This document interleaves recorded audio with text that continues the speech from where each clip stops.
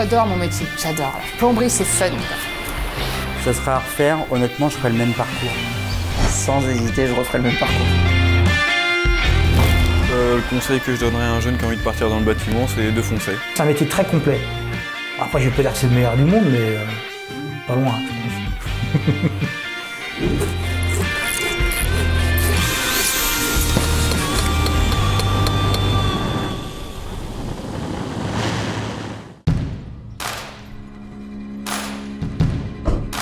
Bonjour à tous, donc je m'appelle Grégory Lebon, j'ai 36 ans, je suis plombier sur Saint-Médard-en-Jalles depuis maintenant mars 2009. Donc quand j'ai commencé mon métier, j'étais apprenti chez un patron, donc ça commence par là. J'ai fait 2 ans d'apprentissage, ensuite j'ai voyagé par le biais d'une formation chez les Compagnons du Devoir. J'ai fait un tour de France pendant 7 ans. Et à la fin de ces 7 ans, j'ai fait le métier de formateur qu'on appelle maître de stage. Et durant cette période, j'ai notamment eu beaucoup d'adultes de la formation continue et avec des adultes qui avaient 40, 50 ans, qui faisaient des reconversions professionnelles. Et à la fin de cette année où je les formais, souvent le plus grand nombre, leur objectif, c'était de se mettre à leur compte. Or, je pense qu'on a un métier qui est complexe et on ne peut pas le connaître en 1 an. Donc je me suis dit, si des gens comme ça ouvrent leur entreprise au bout d'1 an, moi qui ai quand même 10 ans de métier, je me suis dit, même si je suis jeune, j'ai de grandes chances de réussir et d'avoir du travail. Voilà ce qui a été ma première motivation, c'est la confiance. Et l'expérience a fait qu'aujourd'hui, ça fait 12 ans et je suis quand même content de mon parcours avec les hauts et les bas que peut avoir une entreprise. C'est ok, on va pouvoir partir. Donc là maintenant on part au taillant, on va aller voir la finition d'une salle de bain, c'est-à-dire qu'on est sur le chantier déjà depuis quelques temps et il nous reste juste la paroi à poser et le robinet de douche. Là vous allez voir la fin de la salle de bain, c'est quand même plutôt agréable, hein. On va vous épargner tout le fracas de la démolition. On va juste poser cette paroi et faire les finitions, les joints silicone. Et on va d'abord faire un arrêt à la boulangerie, tout simplement parce que j'aime bien amener cette petite touche sur le chantier. Quand on va chez un client et qui va durer 2-3 jours, j'arrive avec les croissants le matin, les chocolatines. C'est comme ça que j'amène une petite touche de gaieté le matin. Donc tous les clients ils apprécient, ils n'ont jamais vu un artisan qui apporte les croissants sur le chantier. On gère son entreprise chacun différemment. Moi je suis pas trop du matin, donc j'aime bien arriver à 8 h chez le client, mais je me lève pas à 6 h du matin pour préparer le chantier en tout cas. En revanche, ça m'arrive le soir de bosser un peu plus tard, faire des devis, des factures à la débauche. Il y a la journée de travail sur le chantier, il y a notamment les soudures, les brasures. Ça ressemble un petit peu à ça, une journée typique de plombier. On va aller récupérer l'apprenti chez lui parce qu'il est mineur, il n'a pas le permis. Il pourrait venir le matin à pied à l'entreprise, ce qui fait, on va dire, 300 jours dans l'année. Mais quand on passe devant chez lui, on est quand même sympa. On préfère quand même lui épargner ça et on le récupère. Maintenant, j'ai un ouvrier et un apprenti. L'apprenti qui arrive au terme de son contrat et qui va sûrement le renouveler pour 2 ans. Je vous présente Hugo qui a 17 ans. Bonjour. Qui est avec nous depuis 2 ans dans l'entreprise et qui est en train de passer ses examens, son CAP. Là, je pars sur un BP en génie climatique et sanitaire sur 2 ans. Donc, je ne suis plus chez les Compagnons, je suis plus près de chez moi sur un CFA à Blanquefort. Donc voilà, je suis reparti pour 2 ans dans l'entreprise à Grégory. Moi je recommande, c'est par là que je suis passé et j'ai toujours prêché cette voie. C'est le centre de formation, c'est un CFA. Il n'y a pas mieux pour apprendre un métier que de faire la partie théorique à l'école, c'est important l'école, et la partie réelle du métier. C'est quand tu es plongé sur le chantier, c'est là que tu vois les vraies difficultés et l'envers du décor. C'est un super patron, on peut pas avoir mieux. Non, franchement, très sympa, il m'apprend bien le métier, ainsi qu'aussi avec mon autre collègue qu'on va rejoindre sur le chantier. On est une excellente équipe, il y a une très bonne ambiance dans l'entreprise, je pense qu'on l'a vu aujourd'hui et c'est pas eux qui diront le contraire. C'est vraiment ce que j'essaye de véhiculer dans l'entreprise, c'est la bonne ambiance, c'est la bonne humeur. C'est que quand on se lève le matin, on soit heureux d'aller embaucher et de voir ses collègues de travail. J'ai été ouvrier avant et je sais que quand on tombait dans une entreprise où ça allait pas avec le patron ou ça allait pas avec les collègues, on tire toujours la patte pour embaucher. Donc là, j'essaye de créer une autre dynamique au sein de l'entreprise. Et sur la quantité de jeunes que j'ai embauchés en apprentissage, il y en a à ce jour 4 qui sont à leur compte aux alentours de l'entreprise, avec qui je suis en excellent bon terme et qui viennent régulièrement encore me demander des conseils et la porte est toujours ouverte. C'est quelque chose dont je suis très fier parce que j'ai l'impression d'avoir réussi à leur donner l'envie, l'amour du métier et puis aussi de créer son entreprise. Donc on va aller directement dans la cabine. Voilà, on va essayer de remplir le chopin.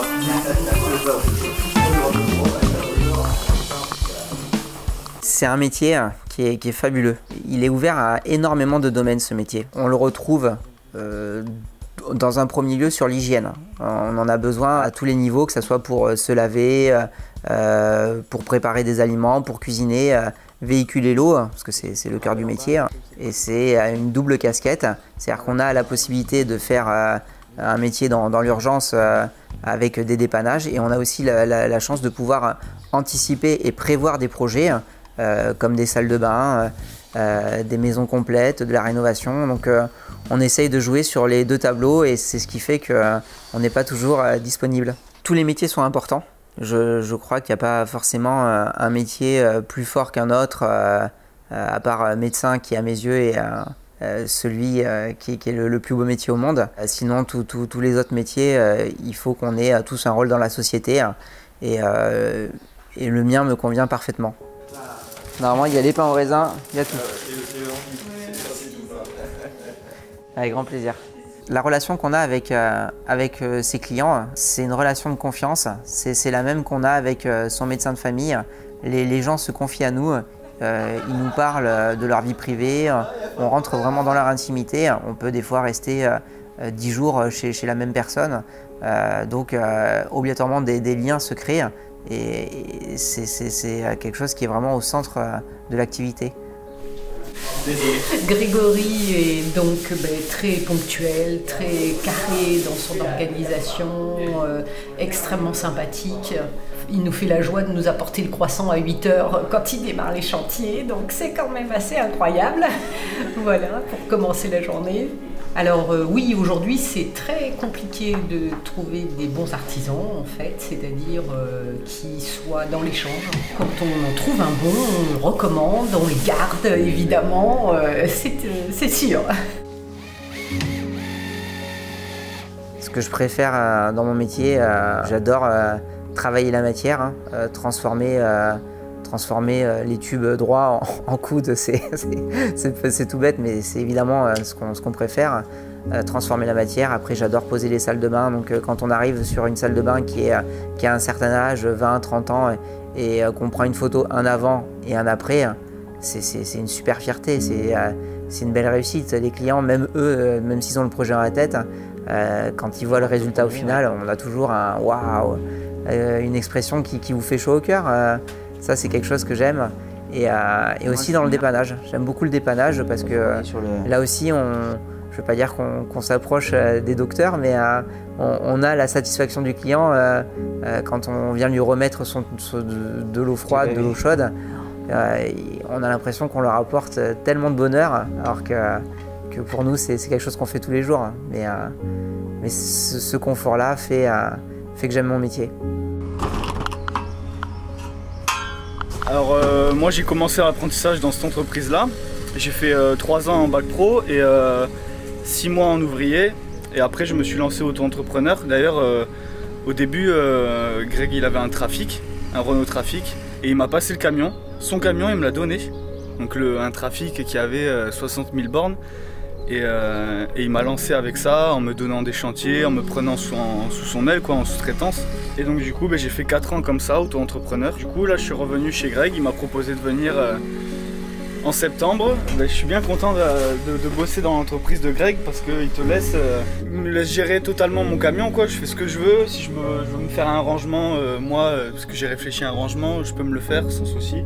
Et après, c'est les tiroirs qu'il a équipés partout dans le camion, avec tous les raccords. On manque jamais de rien. Un petit tableau. Dès qu'il nous manque un raccord, on le note. Et quand on arrive chez le fournisseur, on le prend. Et comme ça, au moins, dans les dépannages, les chantiers, on manque jamais de rien. Je suis dans son entreprise maintenant, je suis bien heureux. Je profite tous les jours. Le matin, quand je me réveille, je suis content d'aller bosser. Puis c'est plus qu'un patron, quoi. C'est un bon ami, Greg. Et vraiment, je prends plaisir, quoi, à bosser avec lui, quoi, tous les jours. Je dirais qu'en moyenne, on est à 10 heures par jour sur 5 jours et demi. On doit être entre 50 et 60 heures à peu près par semaine. Donc ça nous arrive de travailler évidemment le samedi, le dimanche. Des exceptions, ça peut être parce que sur un chantier, il y a un coup de bourre et ça va bloquer un autre corps de métier. Donc on va faire un effort pour pas bloquer la situation.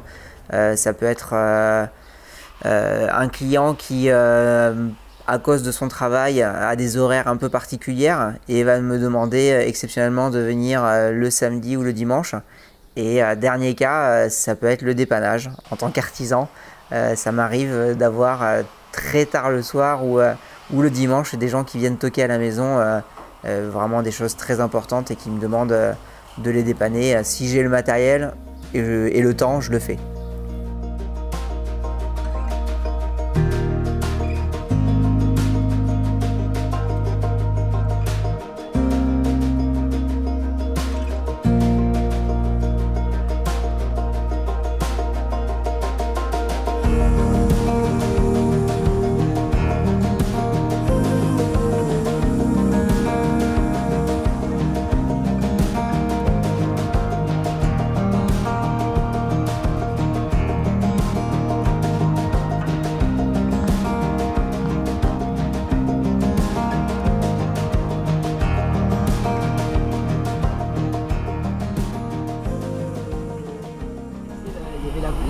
La douchette avec la pomme. Donc là maintenant on part sur une entreprise qui fabrique des glaçons et on va aller voir le système d'évacuation des bacs où sont collectés toute l'eau qui peut s'accumuler des réserves de glace. On y va pour un devis, mais ça peut être le genre de devis qui se transforme en intervention dans l'après-midi. Ça fait partie des choses où des fois le client va te demander de passer devant un autre parce que c'est une entreprise et qu'il a besoin de réactivité. C'est un client que je connais bien, donc on va dire que c'est le genre de personne qui peut avoir un passe-droit par rapport à quelqu'un que tu ne connais pas. Alors dites-moi tout, qu'est-ce qu'on peut faire pour vous? Alors, les installations donc des trois machines à glaçons. Est-ce que nos métiers sont assez valorisés? Je ne répondrai pas du tout. Il y a énormément d'émissions sur la boulangerie, la pâtisserie, la restauration que je trouve fabuleuses. Et d'ailleurs, c'est pour ça que ce genre de métier, très rapidement, il y a beaucoup de demandes. Si on arrivait à faire les mêmes choses dans le bâtiment, je prenais un exemple tout à l'heure de faire cauchemar sur le chantier au lieu de cauchemar en cuisine, je pense qu'on rigolerait bien et on irait aider des sociétés qui tirent la langue et on pourrait faire un super reportage. Et alors là, vous allez faire le même système, c'est-à-dire que vous allez mettre un coude et rentrer le tuyau dedans? Je vais peut-être même venir en PVC directement dessous. Vous verrez ce que ce sera. Ah oui, mais attention, si vous avez un truc, un coude, c'est pas grave. Non. Je m'en occupe pour faire un truc qu'on n'en parle plus. PVC de 50. Fabuleux, si on n'en parle plus, c'est magnifique. C'est le but du jeu. Colle. C'est le genre de choses qui me fait un petit peu rager parce que le monsieur il a acheté des machines, il y a quelqu'un qui est venu lui faire une prestation et ça devrait fonctionner. Alors, il est gentil, il fait appel à quelqu'un d'autre pour refaire le travail, mais il serait en droit d'exiger à la personne qui a fait le chantier de le refaire. On vient à 14h? Non, mais vous savez ce qu'on va faire? Non. Vous pouvez venir à 14h. Ok. Je vais vous laisser un double des clés pour entrer là. Vous êtes chez vous pour ouvrir. Ouais. Vous savez faire. Bien sûr. Je pense qu'on manque de communication. Je suis très content de pouvoir aujourd'hui m'exprimer sur le métier. J'ai accepté immédiatement. Pour moi, c'est une fierté aujourd'hui de pouvoir parler de ma profession pour toucher les jeunes, pour leur dire de venir essayer le bâtiment, que c'est vraiment une belle chose. C'est hyper important. On est à 12 ans d'existence dans l'entreprise et on en est à 6 apprentis. Ça veut dire qu'on a une moyenne d'un apprenti tous les 2 ans, ce qui correspond à un cycle d'apprentissage. Donc depuis la création de la boîte, on a toujours eu des jeunes dans l'entreprise et le fait de former quelqu'un, c'est la roue qui tourne, c'est la continuité, c'est le fonctionnement de la vie.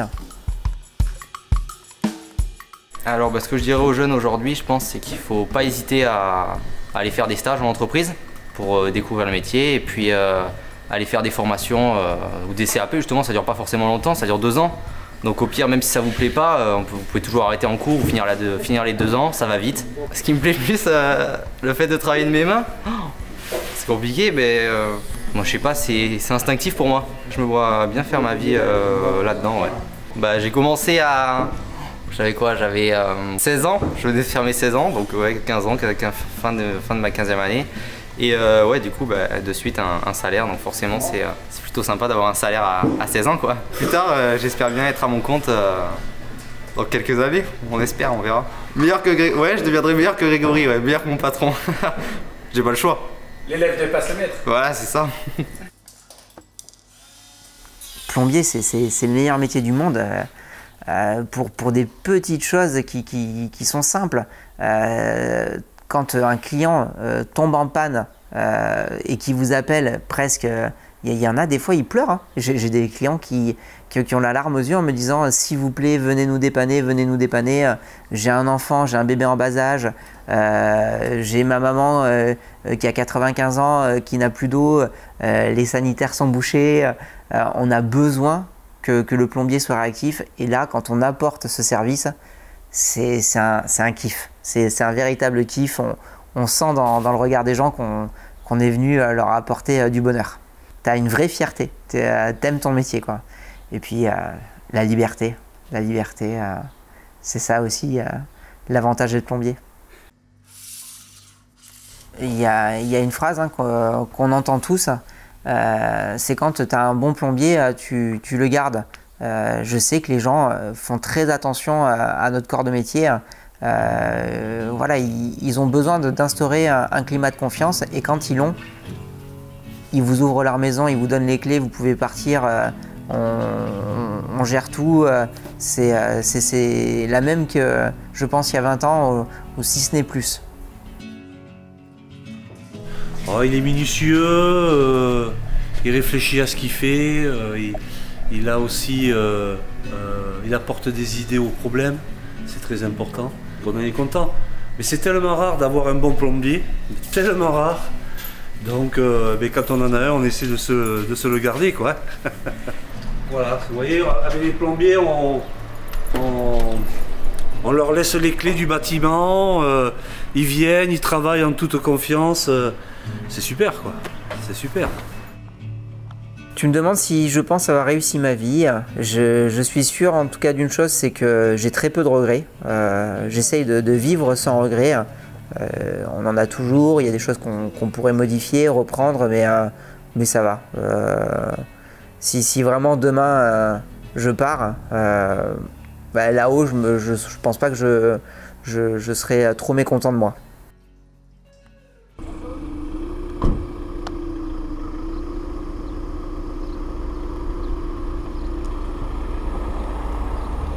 Quand je suis dans mon bureau, je m'occupe de tout ce qui est devis, factures, et puis on a notamment beaucoup de documents à remplir avec certaines normes qui sont contraignantes à notre métier, qui aussi nous font perdre certains marchés parce que le temps de faire tous les papiers, ça prend du temps et ça peut nous user parfois, même nous décourager, je dirais.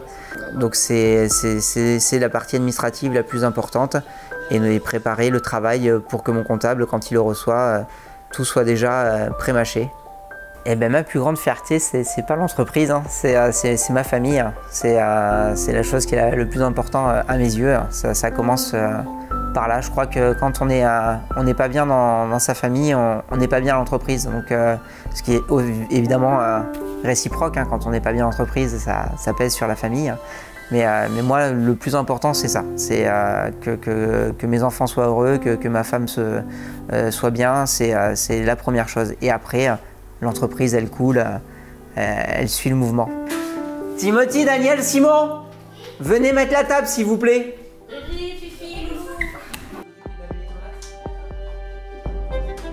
Dans la vie quotidienne, il bosse beaucoup, et moi aussi, donc du coup on se croise énormément. Et la gestion avec les enfants, c'est pas évident. Voilà. Mais c'est un travailleur. Je suis fière de son parcours, je suis fière de sa femme. Oui, c'est vrai.